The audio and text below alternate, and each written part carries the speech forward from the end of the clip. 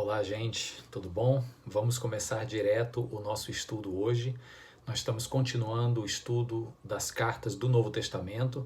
Eu estou na carta de Tiago, ainda no capítulo 1, e hoje a gente fecha o capítulo 1, começa a partir do verso 19. Então, Tiago 1, do 19 ao 27. Vamos lá? Diz assim a leitura e depois a gente vai orar. Meus amados irmãos, tenham isto em mente. Sejam todos prontos para ouvir, tardios para falar e tardios para irar-se, pois a ira do homem não produz a justiça de Deus.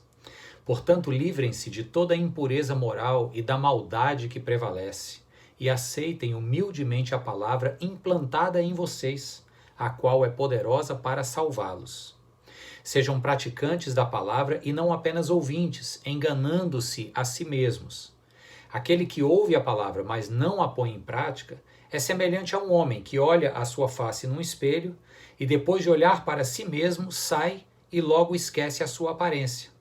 Mas o homem que observa atentamente a lei perfeita, que traz a liberdade, e persevera na prática dessa lei, não esquecendo o que ouviu, mas praticando, será feliz naquilo que fizer. Se alguém se considera religioso, mas não refreia sua língua, engana-se a si mesmo. Sua religião não tem valor algum. A religião que Deus, o nosso Pai, aceita como pura e imaculada é esta: cuidar dos órfãos e das viúvas em suas dificuldades e não se deixar corromper pelo mundo. Amém. Vamos orar? Deus, queremos te pedir que nesse início de semana, essa tua palavra que hoje, Senhor, nos inspire, nos fortaleça, nos traga discernimento, Deus, para caminharmos em nossas jornadas com temor do Senhor e com prática do teu evangelho no nosso dia a dia. Oramos e agradecemos, meu Deus, em nome de Jesus. Amém. Gente, esse texto ele está facilmente dividido em 3 blocos. O primeiro deles é quando diz, sejam prontos para ouvir e tardios em falar e, consequentemente, em irar-se. Depois é quando ele fala sobre a importância de sermos praticantes e não apenas ouvintes da palavra. E no final ele fala sobre a religião que o Deus nosso Pai aceita como pura e imaculada. Então vamos por partes. É um estudo bem objetivo e com 3 grandes lições importantíssimas para o nosso dia a dia, para a nossa vida, para esse tempo de quarentena em que as nossas atenções estão muito mais sensíveis, né? A gente está mais tempo dentro de casa, convivendo mais com a nossa família, tendo tempo de refletir mais, ou não, né? Tem gente se entupindo de todo tipo de conteúdo, bom e ruim, mas no geral nós temos tido muito tempo e oportunidade de reflexão. Então olha aqui 3 reflexões mais preciosas para nós hoje.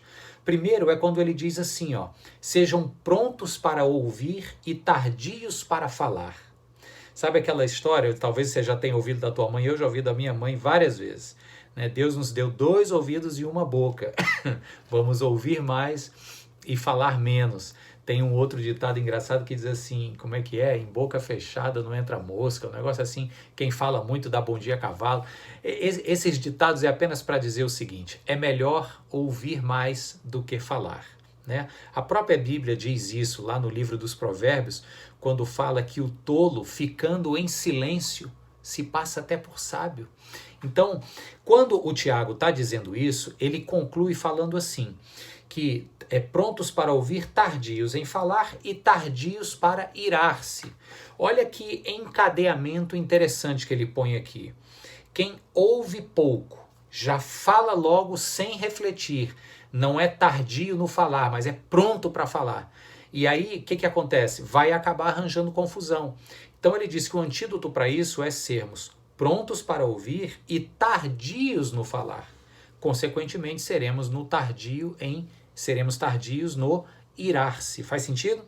E aí ele diz, por que isso? Isso é sensato, porque ele diz, porque a ira do homem não produz a justiça de Deus.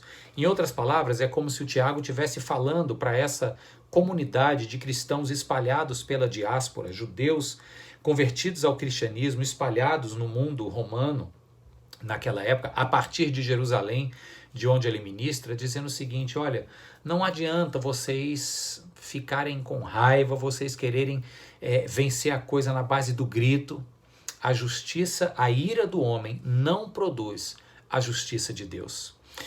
Vocês ouvem, muitas vezes você se revolta, a gente liga os noticiários, ouve e dá um desânimo, a ira parece que vem, mas a ira do homem não produz a justiça de Deus. O que fazer então?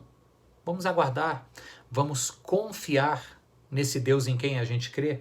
Ele termina dizendo: portanto, livrem-se de toda impureza moral e da maldade que prevalece, e aceitem humildemente a palavra implantada em vocês, que é poderosa para lhes trazer esta salvação.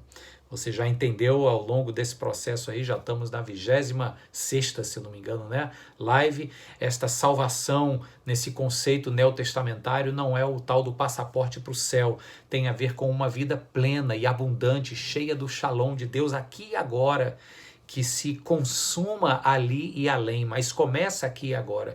Então ele diz assim, ó, esta palavra implantada em vocês, ela é poderosa para lhes dar esta salvação aqui e agora. Então não adianta irar-se no sentido de querer que a partir da sua ira o mundo se resolva.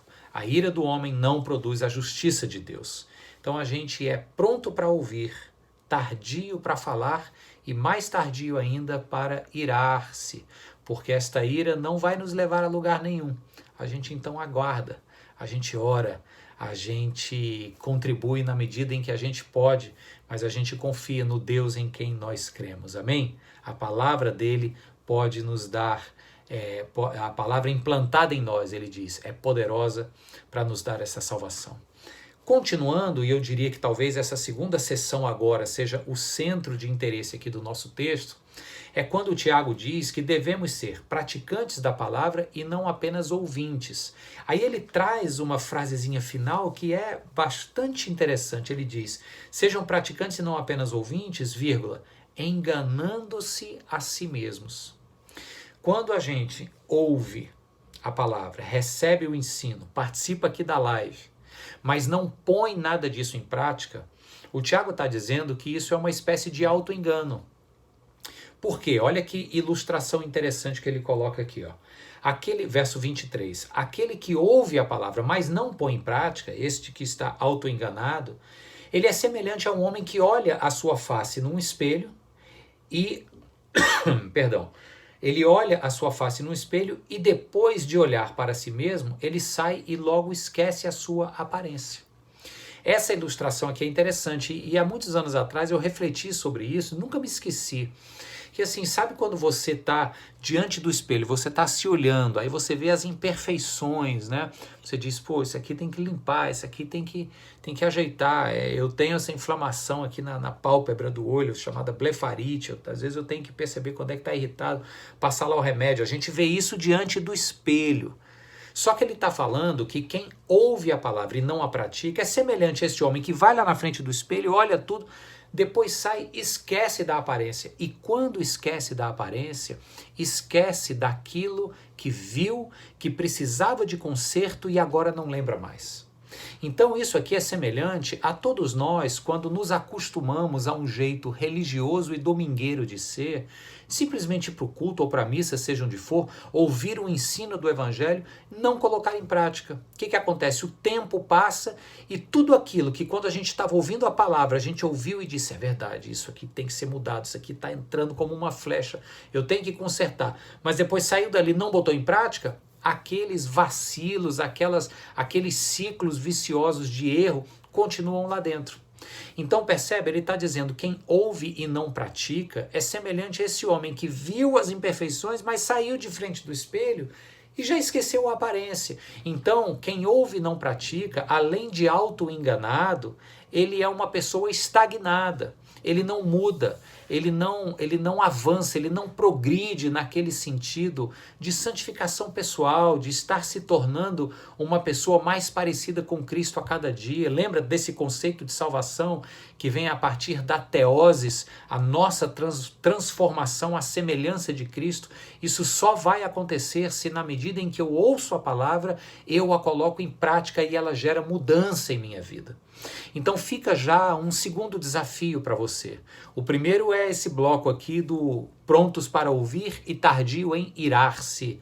O primeiro desafio é esse, cala-te mais e ouve mais. Mas o segundo aqui agora, quem sabe nesse início de semana, é você fazer uma oração muito singela para Deus, rápida e objetiva, dizendo: Senhor, me ajuda a colocar em prática o que eu aprendo na tua palavra. Eu não quero viver de maneira autoenganada, muito menos estacionado, remoendo e girando em torno dos mesmos erros, dos mesmos padrões de vícios, entende? A gente quer mudar, a gente quer consertar, e para isso a palavra de Deus fala conosco, nos mostra as imperfeições, como se a gente estivesse diante de um espelho que magnifica a imagem, mas quando a gente sai de diante desse reflexo, a gente tem que lembrar do que viu para poder consertar, para poder orar e pedir que o Espírito Santo conserte em nós. Isso é sermos praticantes do ensino da palavra que recebemos. Amém? Ele termina essa parte falando que o homem que observa e atenta para esta lei perfeita, ele entende que esta lei traz liberdade. As pessoas acham que a lei de Deus ela é castradora. É o contrário. Quando esta lei brilha sobre nossas vidas, traz essa magnificação da imagem, mostra os nossos equívocos, erros e padrões viciosos e nos impele à mudança, isso é um processo libertador e não aprisionador. O aprisionamento, ao invés, é aquele do sujeito que ouve a palavra, sai de perto, esquece e continua do mesmo jeito, ou seja, cativo dos mesmos vícios e padrões. A palavra de Deus é libertadora se for colocada em prática. Ela traz a liberdade, é o que diz aqui. Não esquecendo do que ouviu, mas praticante. Tem uma promessa: será feliz em tudo aquilo que fizer. E para a gente terminar, o terceiro ensino é quando ele fala desta religião que Deus aceita como pura e imaculada. Começa no verso 26. Se alguém se considera religioso, mas não refreia a sua língua, também se engana a si mesmo. Ele fala de um outro auto-engano. E é muito específico aqui. O Tiago vai falar mais sobre essa questão da língua. A carta de Tiago, talvez esse fosse um problema presente lá na igreja de Jerusalém no primeiro século. Coincidência, né? O tempo passa, 20 séculos se passaram de lá para cá, e este bendito desse problema, ou maldito deste problema da língua da pessoa, continua tão presente, né? Então ele fala assim, ó, se alguém se considera religioso, mas não refreia a língua, está se enganando e a sua religião não tem valor algum. Lembra que eu falei para vocês que a carta de Tiago ela é exageradamente prática? Então aqui ele está colocando um problema muito prático, muito concreto. As pessoas que frequentavam as religiões, as reuniões, né, do cristianismo primitivo da época, as pessoas que compunham a comunidade cristã de Jerusalém e as demais espalhadas pelo mundo romano, todas elas querendo honestamente, vamos dar um voto de confiança, seguir os ensinamentos de Cristo. Mas, por alguma forma, por algum motivo, não refreavam a língua. Em que sentido? Lembra, ele começa lá dizendo, tardios em falar. Quando você não refreia a língua, você não é tardio, você está sendo pronto para falar. É o sujeito que ouve e sem reflexão nenhuma já responde logo na bucha. A probabilidade de dar errado e de você responder errado, precipitado, acabar ofendendo, não refletir, falar besteira, é muito grande. Então ele está falando aqui, ó, se você se considera religioso, qual seja, se você quer ouvir o ensino, colocar em prática, aprenda a refrear a sua língua. Ele parece que volta lá no primeiro ensino, né? Seja tardio para falar, consequentemente você será tardio no irar-se também. E ele fala, a religião que agrada a Deus, que é pura e imaculada aos olhos de Deus, ao invés de ser essa que o cara tem pompa de religioso, mas com a sua língua felina ofende e magoa pessoas, ao invés disso, a religião que agrada a Deus é essa. É quem cuida dos órfãos e das viúvas em suas necessidades e não se deixa corromper pelo mundo. Duas coisas aqui, ó. Eu gosto muito desse aspecto de Tiago. Ele diz que a religião que agrada a Deus é esta que tem uma dimensão social, que cuida dos vulneráveis e dos mais necessitados. Naquela época eram os órfãos e as viúvas, não tinham quem cuidassem deles. Então a religião que agrada a Deus, ela tem essa dimensão concreta, prático-vivencial. É aquela que vai lá na mercearia, compra a cesta básica e bota em cima da mesa de quem está precisando. É uma religião que não se contenta com palavras, com doutrinas apenas e com a frieza dos auditórios religiosos dia de domingo, cheio de gente enchendo a barriga e não colocando em prática. Essa não é a religião que agrada a Deus. A que agrada a Deus tem essa dimensão concreta, social, diaconal, né? Vem da palavra diaconia, que é serviço. Mas ele diz que atende os órfãos e as viúvas em suas necessidades e que não se deixa corromper pelo mundo. Nesta segunda ênfase, ele sai do aspecto prático, concreto, assistencial e diaconal e vai para um aspecto racional de escolhas de valores que você vai fazer para regerem suas vidas. Você sabia disso, né? Nós todos somos regidos pelos valores que a gente escolhe que façam parte de nossas vidas. Se os meus valores são exageradamente materialistas, consumistas, esses valores vão reger as minhas prioridades. Vão dizer para mim o que é mais importante para fazer ao longo do meu dia. Eu terei prioridades muito alinhadas com a visão do mundo materialista e consumista que eu vivo.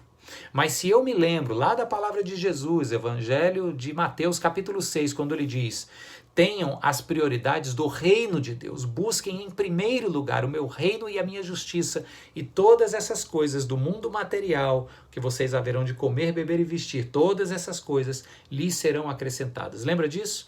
Quando eu faço destes valores do reino de Deus os valores que vão reger a minha vida, eu não estou abrindo mão das coisas materiais, eu estou apenas colocando-as em perspectiva. Estão em segundo plano, porque em primeiro plano está a minha decisão de viver os valores do reino de Deus. E que valores são esses? Valores de justiça, de amor ao próximo, valores de compromisso pessoal com a minha ética, com a minha seriedade em seguir o senhorio de Cristo, o que ele fala para mim é certo. E como é que eu ouço o que ele fala? Lendo a sua palavra, e quando eu leio eu a coloco em prática. Está tudo ligado aqui. Então, resumindo, ele diz: a religião que Deus, nosso Pai, aceita como pura e imaculada é esta, que cuida de órfãos e das viúvas, que tem esta dimensão muito prática, mas que também não se deixa corromper pelo mundo, ou não se deixa moldar pelos padrões deste mundo. Ela tem a ver com uma prática, mas tem a ver com uma escolha que é de intelecto, de vontade, que tem a ver com a minha racionalidade. Eu olho para o mundo ao meu redor, identifico os valores que são valores idólatras da minha cultura, digo, não são estes que vão me reger, são os valores da palavra de Deus. A minha consciência não será corrompida pelos valores do mundo, mas será preenchida e encharcada pelos valores do reino. Que 3 ensinos maravilhosos. Vamos recapitular? Primeiro, sejam prontos para ouvir, tardios em falar e tardios em irar-se, porque a vossa ira não vai produzir a justiça de Deus. Segundo, sejam praticantes da palavra e não apenas ouvintes. Quem apenas ouve e não põe em prática é semelhante ao homem que se olha no espelho, até percebe as imperfeições, onde ele vai precisar consertar, mas quando sai dali não põe nada em prática, esquece a sua aparência, não conserta nada. O tempo passa, ele olha para trás e diz assim, tá tudo a mesma coisa, nada mudou. Aquele que agrada a Deus é aquele que ouve o ensino e põe em prática. E não tem receio de dizer, Senhor, eu estou aqui para praticar a tua palavra e que esta palavra, esta lei perfeita, me liberte. Porque a palavra que eu só ouço e não ponho em prática, ela não me liberta, ela me acomoda a continuar sem mexer nas minhas zonas de conforto, sem alterar aquilo que eu não quero abrir mão, aquilo do que eu não quero abrir mão, e isso não gera mudança alguma. Então, praticar a palavra é dizer, Senhor, conforme eu pratico, que esta palavra me molde, me transforme. E em terceiro lugar, é esta coisa da religiosidade superficial e falsa, de alguém que não refreia a sua língua, de alguém que vive de maneira religiosa, mas não atenta para esse binômio tão importante, para essa dobradinha, como eu falei ontem na mensagem do culto, essa dobradinha que une a minha prática vivencial e diaconal. Ser religioso é atentar para a necessidade do próximo, mas ao mesmo tempo ser religioso é atentar para os valores que constituem a minha existência e que norteiam as minhas prioridades e ênfases. Quando eu junto essas duas coisas eu estou vivendo a religião que Deus quer que eu viva. Que Deus nos dê esse discernimento. Que o Senhor te dê uma semana cheia de ponderação, tardios para falar e irar-se, e prontidão para ouvir mais e falar menos. Que Deus te dê a coragem e a força de praticar a palavra que você ouve. E que Deus te dê esta capacidade de viver uma religião que o agrada, uma espiritualidade sadia, que une prática com devoção, assistência ao próximo com discernimento para escolher os valores que vão reger a sua vida. Que Ele nos abençoe, que Ele nos dê paz, que Ele nos dê ímpeto, força, coragem e, acima de tudo, eu diria, esperança. Comecei a semana com essa palavra no coração, esperança. Talvez eu pregue sobre isso na quarta-feira que vem no nosso culto de oração às 8 horas. Guarda isso aí no coração comigo. Esperança, que Deus te dê esperança para mais uma semana que começa, amém? Quero orar, como a gente sempre faz no final dos nossos encontros. Feche os seus olhos, vamos agradecer a Deus juntos por esse momento hoje. Pai querido, Pai amado, louvado seja o teu nome pela riqueza da tua palavra, Senhor. Obrigado, Deus, pelo ensino que vem até nós hoje, pelo desafio de estarmos mais ouvindo do que falando e aguardando pacientemente no Senhor, pelo desafio de praticar a tua palavra, pelo desafio de refrear a nossa língua e atentar para esta espiritualidade que atende à necessidade do outro, seja em coisas simples ou complexas, mas que está disposta a socorrer, mas que ao mesmo tempo é uma espiritualidade que refaz em nós valores e prioridades, Deus, para tudo à nossa volta, para os nossos relacionamentos, para a nossa relação com as nossas finanças e trabalho, uma espiritualidade, meu Deus, que refaz valores, ó Deus, na minha vida pessoal, íntima, na minha ética pessoal. Deus querido, em nome de Jesus, que essa palavra nos transforme. Eu te peço, Pai, que não caiamos no erro de apenas ouvir hoje, dizer amém para tudo isso, mas desligar esse vídeo agora, simplesmente voltando para as nossas atividades cotidianas como se nada mais tivesse acontecido. Que esse ensino se coloque em prática, se transforme em vivência para nós. Essa é a nossa primeira oração, Deus. Mas como nós temos feito também insistentemente, Senhor, nestas nossas lives, nesses nossos encontros de estudo e oração, é clamar ao Senhor por motivos de saúde. Eu quero clamar, ó Deus, por nomes que podem ser agora pronunciados. Meus irmãos e irmãs que estão aqui assistindo comigo podem pronunciar nomes de pessoas que estão enfermas essa hora. E eu te peço que o Senhor acolha cada um desses nomes agora em tuas mãos e traga cura, meu Deus. Abençoa, Deus, com o milagre da cura, seja ele através do tratamento medicamentoso, seja ele através do tratamento direto de médicos, seja através do milagre sobrenatural. Nós te pedimos, Senhor, tem misericórdia do teu povo que padece e traz cura, Pai.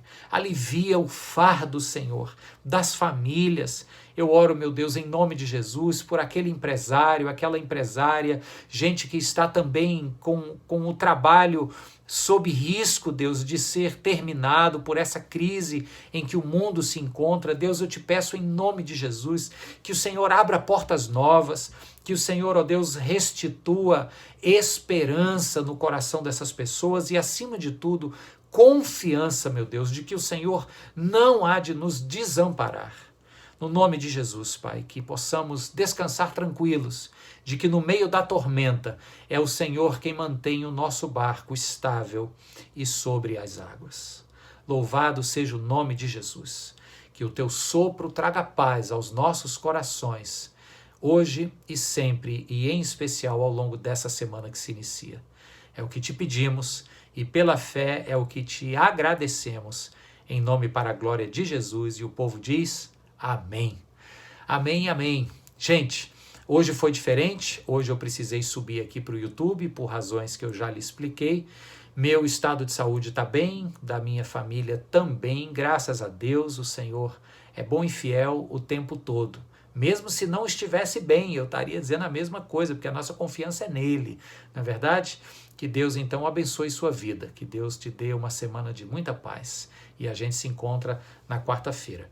Para os casais, tem o convite para hoje à noite, aqui no YouTube da igreja, vocês participarem comigo e com a Cíntia do nosso encontro para casais, para famílias, onde a gente vai falar sobre casamento, quarentena, deserto, tudo isso junto com profundidade, mais leveza, descontração e seriedade. A gente quer juntar tudo numa palestra que eu acho que vai ser bem legal. Então, às 9 da noite, nós temos um encontro hoje aqui no YouTube. Um forte abraço e até lá. Tchau, tchau.